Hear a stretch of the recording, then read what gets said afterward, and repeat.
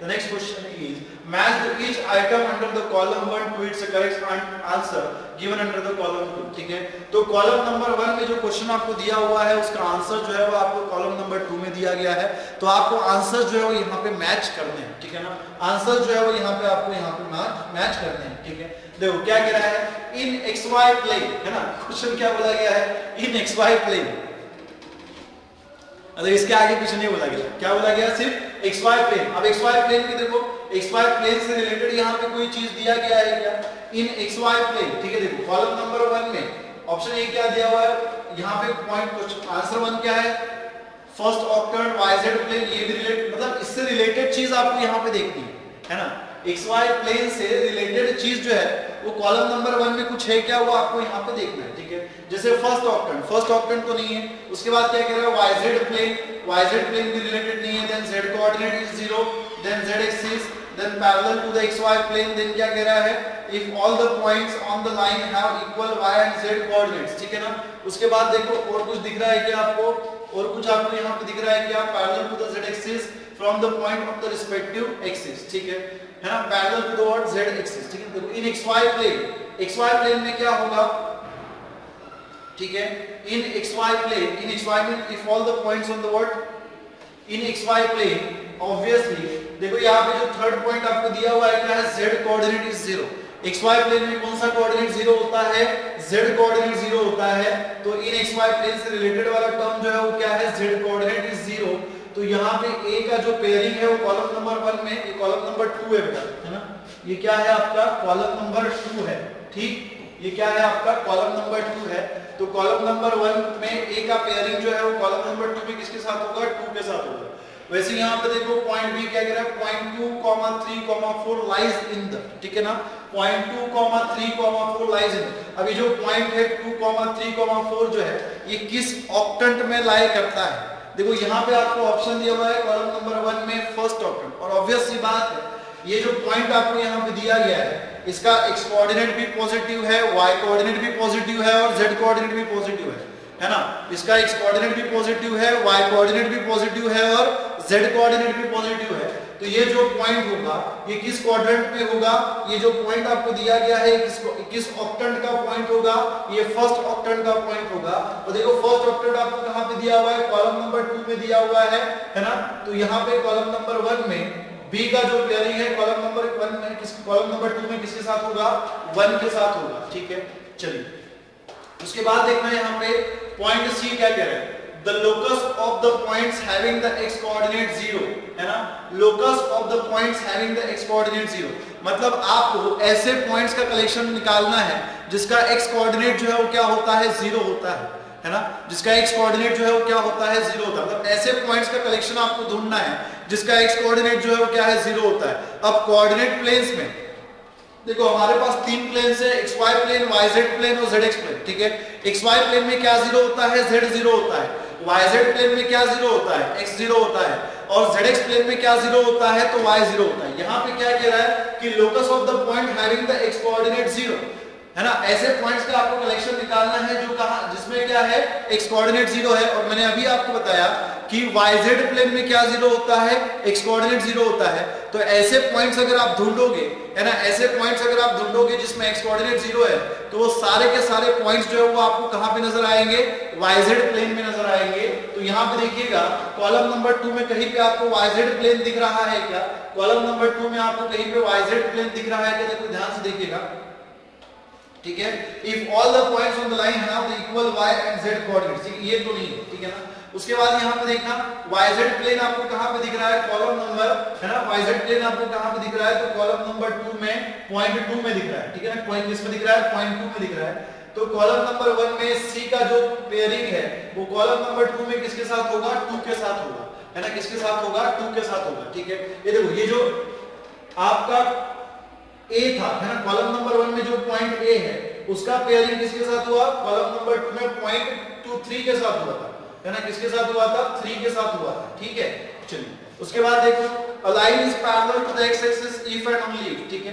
अब देखिए लाइन जो है वो x axis को पैरेलल कब होगी, अगर हम कोऑर्डिनेट प्लेन्स की बात करें, है ना। अगर हम कोऑर्डिनेट प्लेन्स की बात करें तो लाइन जो है वो एक्स एक्सिस को पैरेलल तभी होगी, लाइन जो है वो एक्स एक्सिस को पैरेलल तभी होगी जब उसका वाई कोऑर्डिनेट और जेड कोऑर्डिनेट जो है वो कैसा होगा, इक्वल होगा।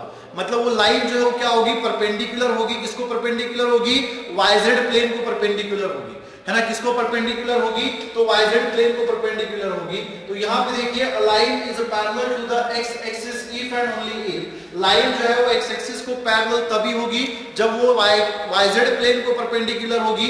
और अगर लाइन वाई जेड प्लेन को परपेंडिकुलर है तो उस लाइन के ऊपर आप कोई भी पॉइंट ले लो, उसमें वाई और जेड कोऑर्डिनेट जो है वो आपको कैसे मिलेंगे, सेम मिलेंगे, ठीक है। तो यहाँ पे देखिएगा कुछ दिख रहा है कि आपको यहाँ पे आपको कुछ दिख रहा है क्या, ठीक है। यहाँ पे आप देखिएगा a line is parallel to the x axis if and only if all the points on the z line on the line have the equal y and z coordinates, ठीक है। have the, ठीक है, if all the points on the line have equal y and z coordinates। जैसे मैंने अभी आपको बताया था कि लाइन एक्स एक्सिस को पैरेलल तभी होगी जब वो वाई जेड प्लेन को परपेंडिकुलर होगी, और अगर वो वाई जेड प्लेन को परपेंडिकुलर है के ऊपर आप कोई भी पॉइंट ले लो, उसका y कोऑर्डिनेट और z कोऑर्डिनेट जो है वो कैसा होगा, सेम ही होगा, ठीक है। On the line have the equal y and z coordinate, ठीक है। On the line have the equal y and z coordinate, ठीक है। तो कॉलम नंबर 1 में d का जो पेयरिंग है वो कॉलम नंबर 2 में किसके साथ होगा, 4 के साथ होगा, ठीक है ना। किसके साथ होगा, 4 के साथ होगा, ठीक है। नाउ यहाँ पे देखिए, अगर मान लीजिए, है ना, यहाँ पे देखिएगा if x is equals to क्या है, 0 है, y is equals to 0 taken together will represent। अब देखो अगर आप x is equals to 0 और y is equals to 0 लेते हो तो ये x is equals to 0 और y is equals to 0 जो है ये किसका इक्वेशन है ना। कोऑर्डिनेट प्लेन्स की तरफ अगर आप देखो तो आपको वहां पे दिखेगा कि x is equals to 0 और y is equals to 0 जो है ये किसका इक्वेशन है, z एक्सिस का इक्वेशन है, ठीक है ना। किसका इक्वेशन है, तो z एक्सिस का इक्वेशन है। अरे ध्यान से सुनो ना, x is equals to 0 और y is equals to 0 जो है ये किसका इक्वेशन होता है, ये z एक्सिस का इक्वेशन होता है। और z एक्सिस देखो आपको कहां पे दिख रहा है, कॉलम नंबर 2 में 0.4 में दिख रहा है। तो यहाँ पे कॉलम नंबर 1 में e का जो पेयरिंग है वो कॉलम नंबर 2 में किसके साथ होगा, 4 के साथ होगा। उसके बाद क्या कह रहा है कि z is equals to c represent the plane, z is equals to c जो है वो क्या रिप्रेजेंट करेगा, है ना। z is equals to c जो कौन सा प्लेन रिप्रेजेंट करता है, तो यहाँ पे देखिएगा अगर आप z is equals to constant लेते हो, ये देखो इस तरीके का क्वेश्चन भी हमने सॉल्व किया था। z is equals to c जो है ये ऐसे लाइन का इक्वेशन है जो क्या है, हॉरिजॉन्टल लाइन है और z एक्सिस को क्या है, परपेंडिकुलर है ना। z is equals to c जो है ये ऐसी लाइन का इक्वेशन है जो क्या होती है, परपेंडिकुलर होती है किसको, z एक्सिस को। अगर वो z एक्सिस को परपेंडिकुलर है तो ऑब्वियस सी बात है वो किसको पैरेलल होगी, xy प्लेन को पैरेलल होगी। बात समझ में आ रही है क्या। यहाँ पे z is equals to c जो है वो क्या है, रिप्रेजेंट्स द प्लेन, है ना। z is equals to c represent the plane. अब z is equals to c जो है ये ऐसी लाइन का इक्वेशन है जो क्या होगी, z एक्सिस को परपेंडिकुलर होगी। और अगर z एक्सिस को परपेंडिकुलर है तो उसके अपोजिट प्लेन को क्या होगी, पैरेलल होगी, मतलब xy प्लेन को पैरेलल होगी। तो यहाँ पे देखना आपको कॉलम नंबर 2 में xy प्लेन कहीं पे दिख रहा है क्या, parallel to the xy plane दिख रहा है, दैट इज पॉइंट नंबर 5 में। मतलब कॉलम नंबर 1 के f का जो पेयरिंग है वो कॉलम नंबर 2 में किसके साथ होगा, v के साथ होगा, ठीक है ना। किसके साथ होगा, v के साथ होगा, ठीक। चलिए अगले क्वेश्चन की तरफ बढ़ते हैं। देखो नेक्स्ट क्वेश्चन आपको यहाँ पे क्या दिया गया है, planes x is equals to a, y is equals to b represent the line, ठीक है ना। देखो x is equals to a और y is equals to b line जो है ये किसको रिप्रेजेंट करती है, तो ये किसको रिप्रेजेंट करती है, किसको रिप्रेजेंट करती है, parallel to the z axis. देखो x is equals to a और y is equals to b, x is equals to a और y is equals to b है। इसका मतलब क्या है कि ये भी एक वर्टिकल लाइन, हॉरिजॉन्टल लाइन होगी जो x एक्सिस को पैरेलल और परपेंडिकुलर होगी। y is equals to b ये भी लाइन क्या है, y एक्सिस को परपेंडिकुलर है। और x और y एक्सिस जो है वो किसको पैरेलल परपेंडिकुलर है, z एक्सिस को परपेंडिकुलर है। देखो बात ध्यान से सुनिएगा, x is equals to a जो लाइन है ये क्या है, perpendicular to the what, x axis, है ना। ये लाइन किसको परपेंडिकुलर होती है, x एक्सिस को परपेंडिकुलर होती है, ठीक है। इसे या फिर आप हॉरिजॉन्टल लाइन भी कह सकते हो, है ना। हॉरिजॉन्टल लाइन अगर आप x एक्सिस को ऊपर रखो तो ये लाइन जो है कैसे दिखेगी, हॉरिजॉन्टल दिखेगी। और वैसे ही y is equals to b जो है ये भी लाइन परपेंडिकुलर है, लेकिन किसको, y एक्सिस को। अब बात सुनिएगा कि x एक्सिस और y एक्सिस जो है ये किसको परपेंडिकुलर है, एक्स एक्सिस और वाई एक्सिस जो है ये किसको परपेंडिकुलर है, तो ये जेड एक्सिस को परपेंडिकुलर है। तो अगर ये दोनों लाइंस, ये लाइन एक्स एक्सिस को और ये लाइन वाई एक्सिस को परपेंडिकुलर है तो ऑब्वियसली वो जेड एक्सिस को क्या होगी, पैरेलल होगी।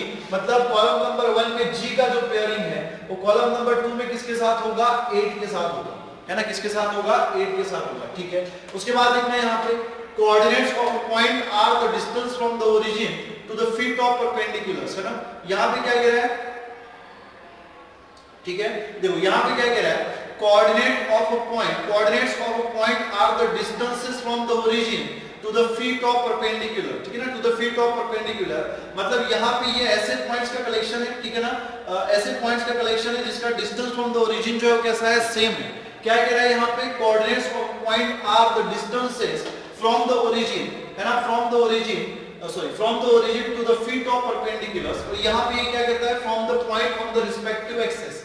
यहाँ पे इस स्टेटमेंट को कंप्लीट कौन करेगा, इस स्टेटमेंट को कंप्लीट कौन करेगा, देखो क्या कह रहा है, coordinates of a point are the distances from the origin to the feet of perpendicular from the point on the respective axis, है ना, from the point on the what, respective axis, ठीक है। तो यहाँ पे कॉलम नंबर 1 में H का जो पेयरिंग है वो क्या है, कॉलम नंबर 2 में 7, है ना, कॉलम नंबर 1 में एच का जो पेयरिंग है वो किसके साथ होगा, कॉलम नंबर 2 में 7 के साथ होगा।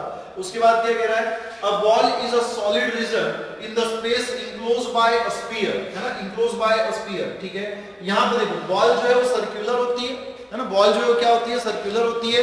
अगर उसको 2 डायमेंशनल में पढ़े तो हम उसको क्या कहेंगे, बॉल कहेंगे, है ना, और अगर उसको हम 3 डायमेंशनल में पढ़े तो उसको हम क्या कहेंगे, स्फीयर कहेंगे, ठीक है ना, क्या कहेंगे, स्फीयर। उसके बाद देखो region in the plane enclosed by a circle is known as, ठीक है, रीजन इन द प्लेन, ठीक है, इनक्लोज्ड बाय अ सर्कल, ठीक है। रीजन, कोई अगर रीजन है जो क्या होता है, सर्कल से इनक्लोज होता है, उसे हम लोग क्या कहते हैं, डिस्क कहते हैं, है ना, उसे हम लोग क्या कहते हैं, तो डिस्क कहते हैं, ठीक है। तो यहाँ पे कॉलम नंबर 2 में, और अगर आपको नहीं भी समझ में आया तो बहुत सिंपल सा लॉजिक है, अब यहाँ पे एक ही पॉइंट बचता है ना, यहाँ पे भी एक बचता है, यहाँ पे भी एक बचता है, सीधा खटाक से उसको उसके साथ जोड़ दो, है ना, उसको उसके साथ जोड़ दो, ज्यादा सोचने की जरूरत नहीं है, ठीक है। अब देखो अगर आप प्लेन के ऊपर कोई मान लीजिए अगर आप पेपर के ऊपर कोई सर्कल बनाते हो, है ना, पेपर के ऊपर कोई सर्कल बनाते हो और उस हिस्से को, सर्कुलर हिस्से को काट लो तो वो आपको किसके जैसा दिखेगा, डिस्क के जैसा दिखेगा ना, किसके जैसा दिखेगा, डिस्क के जैसा दिखेगा। या फिर अगर आप किसी बॉल को काट देते हो बीच में से, है ना, किसी बॉल को अगर आप बीच में से काट देते हो, ठीक है, तो जो सरफेस होता है वो कैसा होता है, डिस्क, उसको हम क्या है कहेंगे, डिस्क कहेंगे, ठीक है।